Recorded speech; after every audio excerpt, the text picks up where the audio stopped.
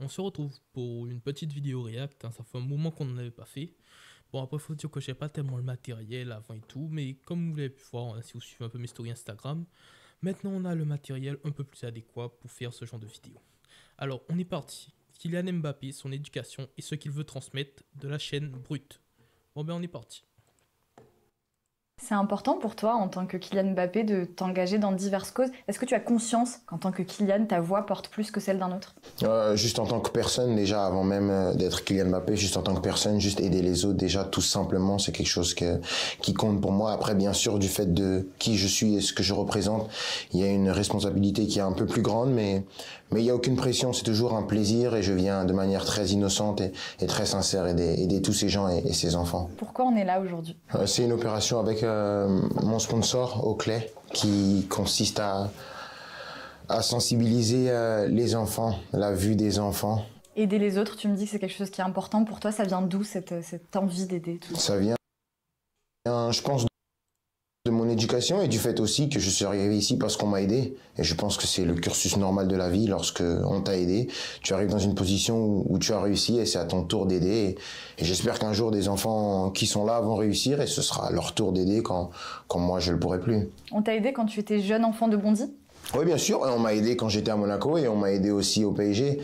Pas seulement dans le foot et dans ma vie, parce qu'on oublie souvent que derrière le sportif, il y a un homme et j'ai grandi normalement. J'étais peut-être en avance sur le terrain, mais en dehors, j'étais un jeune homme normal qui avait des expériences de vie, qui avait des choses à apprendre, à traverser. Et il y a des gens qui m'ont tendu la main et je les remercie pour ça. Et c'est pour ça que j'ai envie de faire de même maintenant. Tu parlais.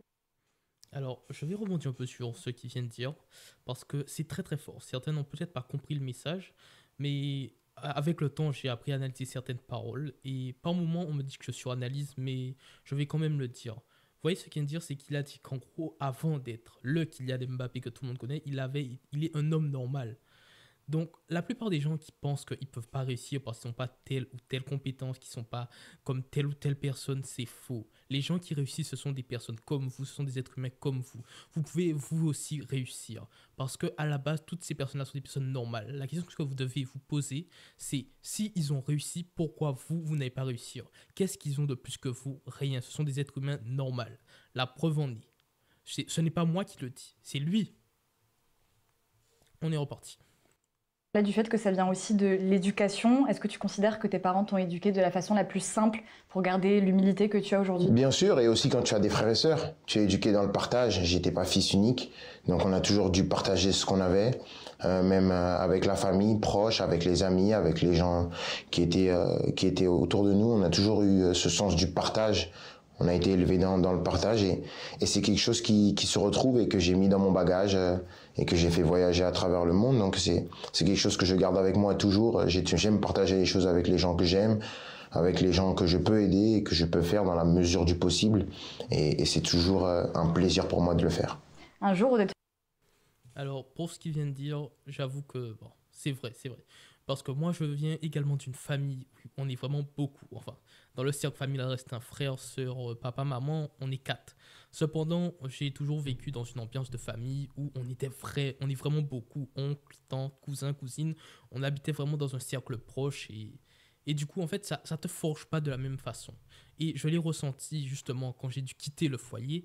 J'ai senti la différence entre quand tu vis seul, quand tu grandis seul et quand tu grandis dans un foyer avec des personnes qui t'entourent. Et je l'ai remarqué aussi notamment dans mes coachings.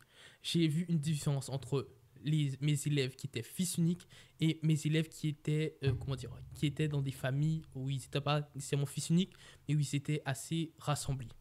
Il faut savoir qu'une fois que tu as grandi dans un confort familial, où vous étiez beaucoup, vous vous souteniez mutuellement et où vous avez vécu, entre guillemets, beaucoup de choses ensemble, lorsque vous grandissez, vous êtes beaucoup plus sensible, entre guillemets.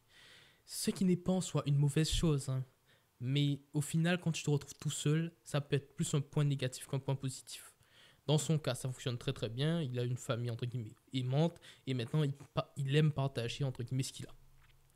Moi, personnellement, je suis tout après dans le même cas. J'ai une famille qui a été aimante et géniale avec moi.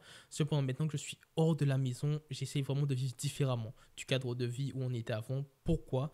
Tout simplement parce que ma famille m'a un peu surprotégé. Et du coup, maintenant que je me retrouve face à la vie, c'est pas la même chose. C'est pour ça que je dis souvent à mes élèves d'essayer de prendre leur indépendance dès qu'ils le peuvent, pour qu'ils se rendent compte de la différence et de la difficulté. Il y a aussi au niveau de l'état mental, de ta mentalité. Quand tu es fils unique, tu as l'habitude, entre guillemets, qu'on t'accorde un peu tout, puisque tu es l'enfant unique, tu es le préféré de tout le monde, etc. Cependant, quand tu es en groupe, c'est pas pareil. Quand tu as des frères, des sœurs, etc., tu n'es pas éduqué de la même façon et du coup, tu es beaucoup plus réceptif au fait de te retenir, au fait de vouloir partager, au fait de penser aux autres. Cependant, pour ma part, en tout cas, je pense que si tu veux réellement réussir dans la vie, il faut que tu sois un minimum égoïste, un minimum égocentrique, que tu penses à toi avant tout. Après, ça reste mon avis. Sur ce, on est reparti. Autour d'une conversation, ta maman m'a dit que même aujourd'hui, en tant que champion du monde, tu fais encore la vaisselle. Ça paraît tout bête. Non, maintenant, je la fais plus. Maintenant,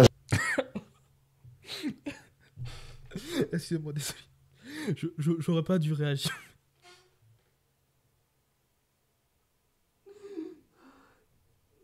Désolé, c'est ma faute. Non, normalement, ça devait pas être drôle, mais vous voyez, je me suis imaginé retourner chez mes parents et faire la vaisselle, malgré le taf que je fais en amont. Et c'est là que tu te rends compte qu'au final, même ceux qui ont réussi, qui touchent des millions et des millions, ils sont comme toi.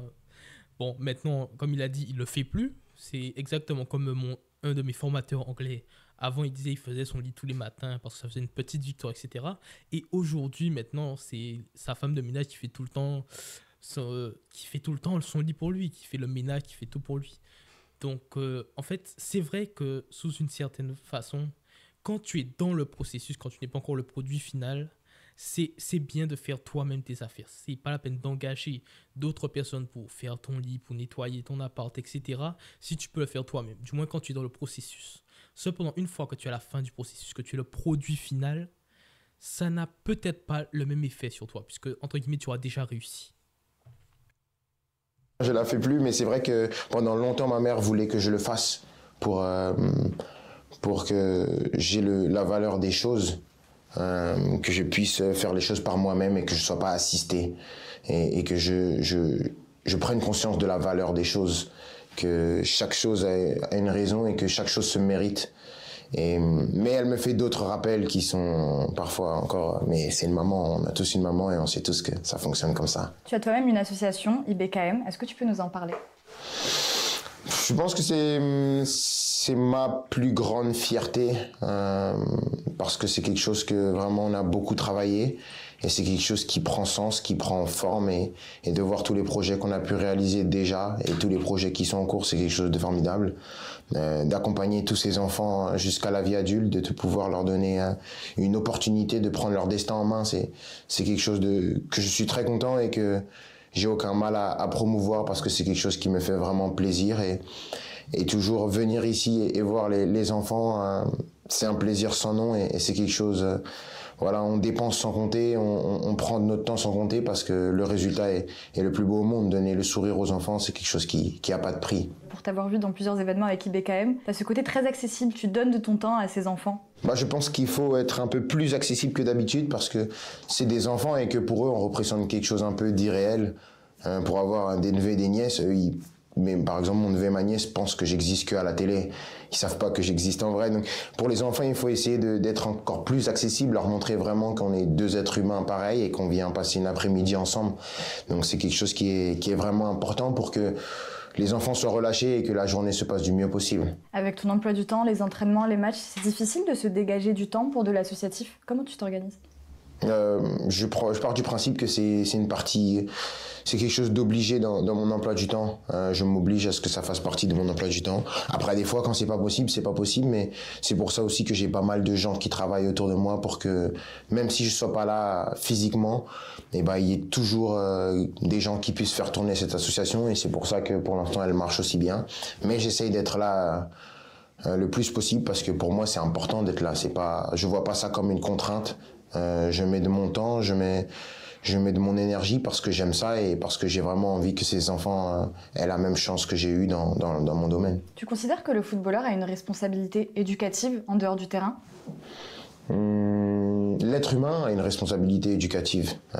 Aujourd'hui, on dit footballeur parce que je suis footballeur, mais l'être humain, vous avez une responsabilité, le caméraman a une responsabilité, les gens qui sont là ont une responsabilité. Après, peut-être pas aussi grande que la mienne, mais si tout le monde fait de son possible, je pense qu'on arrivera vers quelque chose de bien meilleur que ce qu'on a actuellement. Et peu importe ton avenir sportif, etc., tu continueras toujours à t'engager. C'est important pour toi de garder ça tout au long de ta carrière? Bien sûr, surtout que ça n'a rien à voir. Je peux jouer n'importe où, je peux jouer n'importe quand. C'est quelque chose qui ne rentre pas du domaine du joueur, c'est quelque chose qui rentre du domaine de l'homme. Et l'homme, tant que je serai vivant et que j'aurai la force de le faire, je le ferai. J'arrêterai quand je sentirai que je suis plus capable. Et là, il faudra passer le flambeau à quelqu'un d'autre, mais... Vous voyez, là, il a dit un truc qui est pas mal. C'est qu'il arrêtera quand il ne sera plus capable. Pas quand il sera fatigué. Pas quand il aura une blessure. Pas quand il sera épuisé. Mais quand il ne sera plus capable. Ça veut dire que quand lui, en tant qu'être humain, il ne pourra plus faire cette chose qu'il a envie, il devra passer le flambeau. Cependant, tant qu'il est encore capable de le faire, même s'il est fatigué, même si ça ne lui plaît pas, même si c'est difficile, il continuera de le faire. Ça, c'est une leçon que beaucoup doivent retenir, puisque beaucoup pensent que simplement parce qu'on est fatigué, on doit se reposer. C'est faux. La fatigue fait partie du processus, la fatigue fait partie du chemin à parcourir. L'important, ce n'est pas de t'arrêter quand tu es fatigué, mais de t'arrêter vraiment quand tu n'en peux plus, quand tu as ta limite. Quand vraiment, si tu fais un pas de plus, tu t'écroules. C'est là que tu dois t'arrêter. Et c'est pour ça que quand je dis à mes élèves que vous devez investir sur vous, vous devez travailler plusieurs heures par semaine, ils me disent « Oui, mais on ne pourra pas, on est fatigué, etc. » C'est faux, c'est faux, c'est faux. Même si vous êtes fatigué, si vous continuez de le faire, le résultat en vaudra la chandelle. Je peux vous l'assurer. Continuez, même si vous êtes fatigué, même si c'est difficile, continuez d'avancer. D'ici là, je pense que l'association sera entre de très bonnes mains et elle aura encore grandi encore plus.